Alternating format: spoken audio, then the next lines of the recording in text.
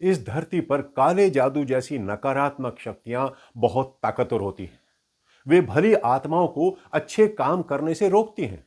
इसलिए जिस तरह मनुष्य के शरीर को भोजन की जरूरत होती है, उसी तरह हम सब की आत्मा को प्रार्थना यानी प्रेयर की जरूरत होती है। हम सभी के लिए ईश्वर की प्रार्थना करना बहुत जरूरी है, क्योंकि प्रार्थना से ही हमें ईश्वर की कृपा प्राप्त होती है और आध्यात्मिक उन्नति के लिए शक्ति और विवेक प्राप्त होते हैं। लेकिन सवाल यह है कि हम कौन सी प्रार्थना करें, कैसे करें, कहां करें और क्यों करें। यह जानने के लिए एपिसोड देखना बहुत जरूरी है। मुझे उम्मीद है कि इसे देखने के बाद बहुत से लोगों का लाइफस्टाइल ही बदल जाएगा। इस बारे में खुर्शीद भावनगरी ने अपनी पुस्तक the laws of spirit world में काफी कुछ लिखा है। नमस्कार, मैं हूं गजेंद्र जगराम। मैं आप लोगों के लिए लेकर आता हूं कुछ अद्भुत और अनमोल चीजें। अगर आपने अभी तक इस चैनल को सब्सक्राइब नहीं किया है, तो सबसे पहले चैनल को सब्सक्राइब जरूर कर लीजिए। और अगर यह एपिसोड आपको पसंद आए तो लाइक करना भी बनता है। काला जादू सभी ने सुना होगा, बहुत खतरनाक होता है और यह इस धरती पर हजारों साल से चला आ रहा है। इसलिए हम लोगों को इस बारे में जागरूक होना बहुत जरूरी है, ताकि लोग प्रार्थना और सकारात्मक चिंतन के माध्यम से अपनी रक्षा कर सकें। इससे डरने की जरूरत बिल्कुल नहीं है, बल्कि जरूरत है तो जागरूक होने की, यह समझने की कि प्रार्थना हमें नकारात्मक ऊर्जा से बचाने के लिए कितनी जरूरी है। यह बात बिल्कुल सच है कि ईश्वर आपकी प्रार्थना सुनते जरूर है, लेकिन आपको आपकी प्रार्थना का जवाब तभी मिलता है जब वो आपके हित में हो, आपकी भलाई में हो। अक्सर जिस चीज के लिए आप प्रार्थना करते हैं वो आपके हिसाब से तो आपके लिए सही होती है, क्योंकि उसके पीछे आपकी सांसारिक इच्छाएं जुड़ी होती हैं। लेकिन अगर वो प्रार्थना आपके आध्यात्मिक विकास में बाधक है, रुकावट है, तो आपको उसका जवाब कभी नहीं मिलेगा। इसलिए जब अगली बार आप ईश्वर से कोई प्रार्थना करें और आपको उसका जवाब ना मिले, तो समझ लेना कि जिस बात के लिए आपने प्रार्थना की है वो आपके लिए सही नहीं है। और प्रार्थनाओं का जवाब ना मिलना भी आपके नियंत्रण में नहीं होता, कंट्रोल में नहीं होता। यह केवल ईश्वर के हाथों में होता। कभी कभी लोग अपनी या अपने प्रियजनों की जिंदगी के लिए प्रार्थना करते हैं। अगर वे भले लोग हैं तो ईश्वर उन्हें आरोग्यकारी शक्ति यानी हीलिंग पावर देते हैं, ताकि उनमें स्वस्थ होने की शक्ति आ जाए। या अगर उनका कोई कर्मों का फल भोगना शेष है तो उनमें कर्म फल भोगने की शक्ति आ जाए। कभी कभी लोग इसलिए भी प्रार्थना करते हैं क्योंकि उन्हें कुछ समझ में ही नहीं आता कि अपनी या अपने किसी करीबी की मदद के लिए क्या करें, किस तरह करें। ऐसे लोगों की प्रार्थनाओं का जवाब उनका सही मार्गदर्शन करके या उनके अवचेतन मन यानी उनके सबकॉन्शियस माइंड के जरिए मिलने वाले संदेश के रूप में दिया जाता है। इसलिए यह बात अच्छे से जान लीजिए कि आपकी प्रार्थनाओं को ईश्वर सुनते जरूर हैं, बशर्ते वे सच्ची हों और आपके हृदय की पुकार हो। प्रार्थना करते समय ईश्वर के सामने अपनी इच्छा रखने के बाद उनसे कहिए कि हे प्रभु, जो मेरे लिए श्रेष्ठ हो, बेस्ट हो, वही करें। ऐसी प्रार्थना करके आप अपने जीवन की डोर ईश्वर के हाथों में सौंप देते हैं, क्योंकि वे परम पिता है। उन्हें पता है कि उनके बच्चे के लिए क्या सही है और क्या गलत। ऐसी प्रार्थना करना वास्तव में समर्पण की प्रार्थना होती है। मनुष्य को जीने के लिए क्या चाहिए? भोजन, वस्त्र और एक घर। लेकिन अगर आप ईश्वर से ऐशो आराम की चीजें मांग करते हैं तो यह गलत है। ईश्वर से आप केवल उतना ही मांगे जो आपके जीने के लिए पर्याप्त हो और आप किसी जरूरतमंद की मदद कर सके। एक सबसे महत्वपूर्ण बात यह है कि आपको ईश्वर से दूसरों के आध्यात्मिक विकास के लिए प्रार्थना करनी चाहिए, क्योंकि इसमें आपका अपना कोई स्वार्थ नहीं होता। इस दुनिया में ऐसे भी बहुत से लोग हैं जो गलत राह पर चलते हैं, लेकिन जब उन्हें कुछ चाहिए होता है तो इसके लिए वे ईश्वर से विनती करते हैं। ऐसे लोगों की विनती नहीं सुनी जाती, बल्कि गलत राह पर चलने वाले ऐसे लोगों को तो ईश्वर से सद्बुद्धि देने के लिए विनती करनी चाहिए, ताकि वे खुद को सुधार सकें। अगर आपको विश्वास है कि ईश्वर आपकी विनती सुन रहे हैं, या यह विश्वास रखिए कि ईश्वर आपके लिए वो सब करेंगे जो आपके लिए श्रेष्ठ है। इसलिए प्रार्थना की शक्ति को जरूर पहचानिए। इसमें आपके जीवन को बदलने की क्षमता है। इंसान की सबसे बड़ी समस्या यह है कि जब उसके साथ सब कुछ अच्छा हो रहा होता है तो वो ईश्वर को भूल जाता है और उसे लगता है कि प्रार्थना करने की कोई जरूरत ही नहीं है। उसकी आंखें केवल तभी खुलती हैं जब उसके साथ कुछ बुरा होता है और तब वो ईश्वर को याद करता है। दरअसल विनती का मतलब है कि आप सर्वशक्तिमान ईश्वर से बात कर रहे हैं। आपके पास चाहे कितनी भी धन दौलत क्यों ना हो, आपकी पद प्रतिष्ठा चाहे जो भी हो, आपको मन की शांति केवल ईश्वरीय सन्मार्ग पर चलकर ही मिल सकती है। इस दुनिया में मनुष्य को अनेक उतार चढ़ाव का सामना करना पड़ता है, लेकिन जब प्रार्थना आपके जीवन का हिस्सा बन जाती है तो आपका अवचेतन मन यानी सबकॉन्शियस माइंड सक्रिय रहता है और आपका अवचेतन मन आपके मन के उतार चढ़ाव के पीछे की वास्तविकता को बताता रहता है। इसलिए कोई भी समस्या आपको परेशान नहीं करेगी और ना ही सफलता आपके सिर चढ़कर अहंकार को बढ़ने देगी।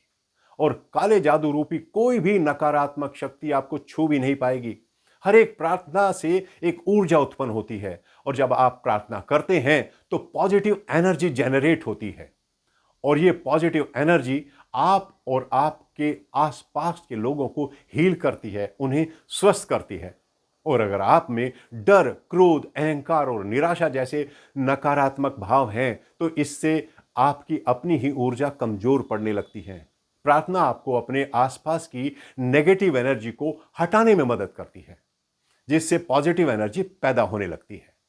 असल में आपको ईश्वर से अपने मार्गदर्शन और सुरक्षा की मांग करनी चाहिए, क्योंकि बिना मांग किए ये आपको नहीं मिलेंगे। यहां तक कि अगर कोई चीज आपके लिए सही है और आप उसके हकदार हैं, तब भी ईश्वर बिना मांगे आपको नहीं दे सकते हैं, क्योंकि वे आपकी स्वतंत्र इच्छा के विरुद्ध नहीं जाएंगे। इसलिए जो आपके लिए श्रेष्ठ हो वो करने की मांग ईश्वर से जरूर करें। अगर आप निष्ठा और सच्चाई के साथ अपनी किसी बीमारी को ठीक करने के लिए प्रार्थना करते हैं तो आपको ताज्जुब होगा कि अगर आप स्वास्थ्य लाभ पाने के हकदार हैं तो आप निश्चित रूप से स्वस्थ हो जाएंगे। इस दुनिया में बहुत से लोग काले जादू या दूसरे जादू टोनों में लगे रहते हैं, इसलिए पृथ्वी की ऊर्जा बहुत निम्न स्तर की हो गई है। दरअसल काला जादू पूरी तरह से ईश्वर के नियमों के खिलाफ है, क्योंकि ये आदमी की स्वतंत्र इच्छा के विरुद्ध होता है और इसमें अपने पर्सनल बेनिफिट के लिए दूसरों को काबू करने, उन्हें नुकसान पहुंचाने या गलत तरीके से उन्हें बेवकूफ बनाने के लिए अंधेरे की ताकत का प्रयोग किया जाता है। जब नेगेटिव एनर्जी को भारी मात्रा में कहीं भेजा जाता है तो इसे ही काला जादू कहते हैं। आप माने या ना माने, लेकिन ये होता है। काला जादू खतरनाक होता है और ये हजारों साल से चला आ रहा है। आप लोगों को इस बारे में जागरूक यानी अवेयर होना होगा, ताकि प्रार्थना और सकारात्मक चिंतन के माध्यम से आप अपनी रक्षा कर सकें। सभी काले कर्म ईश्वर के नियमों के विरुद्ध हैं। जिस तरह प्रार्थना भरपूर प्रकाश पैदा करती है, उसी तरह काला जादू भारी मात्रा में नकारात्मक ऊर्जा पैदा करता है। इससे डरने की जरूरत नहीं है, बल्कि जरूरत है तो जागरूक होने की और समझने की कि प्रार्थना आपको इस नकारात्मक ऊर्जा से बचाने के लिए कितनी आवश्यक होती है। इसलिए हमें हर समय पूरी तरह पॉजिटिव और निडर रहना चाहिए। जरूरी नहीं कि आप घंटों प्रार्थना करें। हां, प्रार्थना छोटी और सच्ची होनी चाहिए। भले ही प्रार्थना छोटी करें, पर पूरे सच्चे मन से करें और नियमित करें, रेगुलर करें। इसके बाद आप अपने दैनिक जीवन में जो भी फैसले करेंगे वे बिल्कुल सही होंगे। ये ध्यान रखें कि जब आपके होठ प्रार्थना के शब्द बोल रहे हों, तब आपका मन इधर उधर ना भटके। निश्चित भाव से एकाग्र होकर आनंद के साथ प्रार्थना करें तो अच्छा होगा। पूजा स्थलों का निर्माण इसलिए किया गया है ताकि लोग प्रार्थना के लिए एक साथ इकट्ठे हो सके और उनके अवचेतन मन एक साथ मिलकर ज्यादा सकारात्मक ऊर्जा उत्पन्न कर सके। इसके अलावा जब लोग समूह में प्रार्थना करते हैं तो प्रार्थना की शक्ति बढ़ जाती है। लेकिन अगर आप पूजा स्थलों पर नहीं जा सकते तो अपने घर पर ही प्रार्थना करें। घर में प्रार्थना करना तो बहुत फायदेमंद होता है, क्योंकि उस जगह की ऊर्जा आप शुद्ध बना देते हैं जहां आप ज्यादा समय बिताते हैं। इसलिए आप जहां हो वहीं प्रार्थना कर सकते हैं। गाड़ी में हो, आप अपने बिजनेस की जगह पर हो, स्कूल में हो, कॉलेज में हो, ऑफिस में, पार्क में या फिर कहीं भी। लेकिन ये ध्यान रखें कि जब घर में प्रार्थना करें तो किसी एक निश्चित स्थान पर ही प्रार्थना करें और वहीं पर अपना मंदिर बना लें और हमेशा पूरी आस्था और शुद्ध उद्देश्य के साथ प्रार्थना करें, क्योंकि आपकी प्रार्थनाओं से ही आपका पूजा स्थल बनता है। जब आप सुबह जागते हैं तो बिस्तर छोड़ने से पहले बिस्तर पर बैठे बैठे ही प्रार्थना करें और इसी तरह जब आप रात को सोने जाते हैं तब फिर अपनी रक्षा और अपने मन की शांति के लिए प्रार्थना करें। इसके अलावा पूरे दिन छोटी छोटी प्रार्थनाएं करते रहें। प्रार्थना हमेशा धीरे धीरे करें, इसमें कोई जल्दबाजी ना करें और अपने कहे हुए शब्द की भावना सच्ची होनी चाहिए। जो आप कह रहे हो, जिस चीज की मांग कर रहे हो, उसे ठीक से समझ लें। सभी प्रार्थनाएं निस्वार्थ होनी चाहिए। सबसे शक्तिशाली प्रार्थना वही होती है जो किसी दूसरे के आध्यात्मिक विकास के लिए की जाती है। अब एक ऐसी प्रार्थना के बारे में बात करते हैं जिसे कोई भी कर सकता है। यह प्रार्थना कुछ इस प्रकार से है। मेरे सबसे प्यारे हे सर्वशक्तिमान ईश्वर, कृपया हमें हर दुष्टता और दुष्ट से बचने की शक्ति देना। हे प्रभु, हम तुम्हारे हैं और हमेशा तुम्हारे रहेंगे। हे प्रभु, हमें हमेशा अपनी शरण में रखना ताकि आपका आशीर्वाद हम पर सदैव बना रहे और केवल आप ही हमारे मार्गदर्शक बनकर हमारी मदद करना। ये प्रार्थना दिन में 3 बार करें और लगातार 3 बार दोहराएं। आपने यहां एक बात नोट की होगी कि इस प्रार्थना में कहीं भी मैं शब्द नहीं आया है। ऐसा इसलिए क्योंकि अपने परिवार, अपने दोस्तों, पृथ्वी की सभी भली आत्माओं के लिए प्रार्थना करना बहुत महत्वपूर्ण होता है। अपने हाथों में लेकर कृपया हमारा मार्गदर्शन करना। इसका अर्थ है कि हम अपनी स्वतंत्र इच्छा का प्रयोग ईश्वर को समर्पित होने के लिए कर रहे हैं। पूरे विश्वास के साथ हम अपनी इच्छा से खुद को ईश्वर के हाथों में सौंप रहे हैं। आप शायद सोच रहे होंगे कि प्रार्थना जैसी सकारात्मक चीज में दुष्टता शब्द का प्रयोग क्यों किया गया है। दरअसल पृथ्वी पर बुरी शक्तियां आध्यात्मिक मार्ग पर चलने से रोकती हैं। दुष्टता यानी एविल का अर्थ यानी लाइफ होता है। हर चीज जो हमें आध्यात्मिक उन्नति के रास्ते से हटाने के लिए लालच देती है वो दुष्ट है। इसलिए हमें ईश्वर से कहना पड़ता है कि वे हमें नकारात्मक शक्तियों से बचाएं। अंततः हम ईश्वर से कहते हैं कि वे हमारा इस जन्म में, अगले जन्म में हमेशा के लिए मार्गदर्शन और देखभाल करें। इस प्रार्थना के अंत में ईश्वर से विनती करें कि वे आपको सही काम करने का बल और विवेक दें।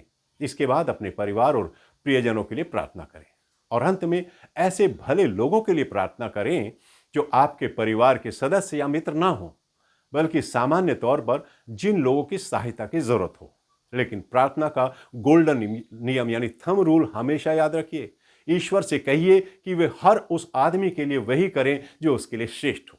और जब आप प्रार्थना करें तो आपको पूरा विश्वास होना चाहिए कि ईश्वर आपकी विनती जरूर सुनेंगे। इसलिए तो ईश्वर को आप पहले ही धन्यवाद देते हैं, क्योंकि आपको पता होता है कि ईश्वर ने आपकी प्रार्थना सुन ली है और आपको कभी निराश नहीं करेंगे। प्रार्थना केवल बुरे समय में नहीं कर रहे हैं, बल्कि रोजाना करें। और हाँ, अच्छे समय में ईश्वर की प्रार्थना करना बिल्कुल ना भूलें, उन्हें धन्यवाद देना ना भूलें।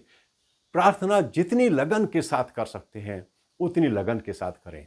अंत में मुझे एक गीत की लाइन फिर से याद आ रही है, अपने लिए जिए तो क्या जिए, तू जी ये दिल जमाने के लिए। एपिसोड के कमेंट बॉक्स में जाकर अपने कमेंट्स जरूर लिखिएगा। चलता हूं, फिर मिलूंगा। नमस्कार।